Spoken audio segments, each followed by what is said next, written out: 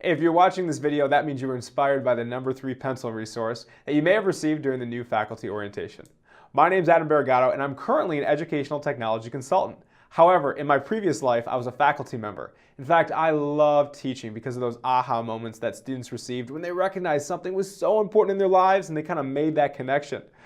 Well, I loved it so much that I worked tirelessly at creating educational resources that would leverage these aha moments. I thought for sure that I was being innovative and student-friendly because I was designing educational resources that were engaging. But I came to find out when I accepted this job that they were not accessible for all. And that's where Better Design for All comes into play. Better Design for All is all about taking into account 4 very important principles in creating good design that can benefit everyone. Before I go into that, think about it like this. When was the last time you used a curb cut on the sidewalk? How enjoyable was that if you had a stroller, or maybe you were on rollerblades, or a bike? You know those were invented for folks with a wheelchair, right? But we all benefit from those curb cuts. And so the whole premise of this design thinking is that we make resources that everyone can benefit from. Because not just folks with a disability benefit from resources that are accessible. Now, don't worry, I would be judging if I didn't tell you that I struggled with this. And so I want to show you an example that doesn't follow the 4 principles, which are engaging, multimodal, inclusive, and user-friendly. So let's take a look.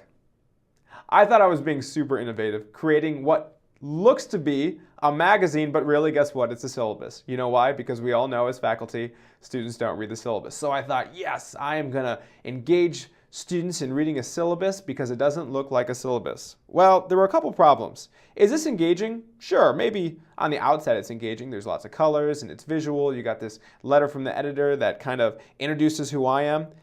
But is this very user-friendly? You have the table of contents here, but does it say anything about schedules and policies and all sorts of stuff like that? Not really. You go to the next couple pages and you got a picture of Tom Cruise hanging from the ceiling. Well, if you haven't seen Mission Impossible, then you really don't know what's going on and how does this relate to the objectives?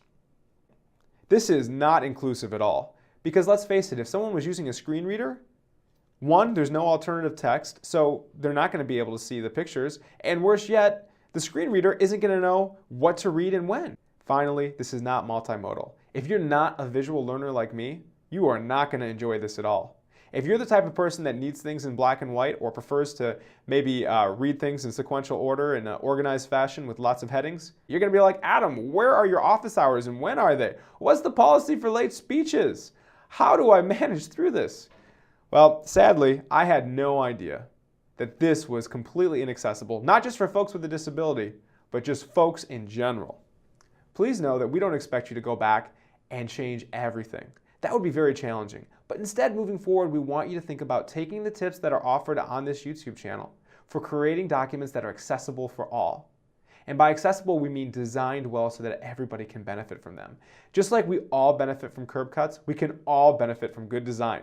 Because at the end of the day, all we want for you is to help students have those aha moments so you can stay encouraged and students can continue to learn and have those amazing experiences in the classroom. For further questions, please email tlt@purdue.edu.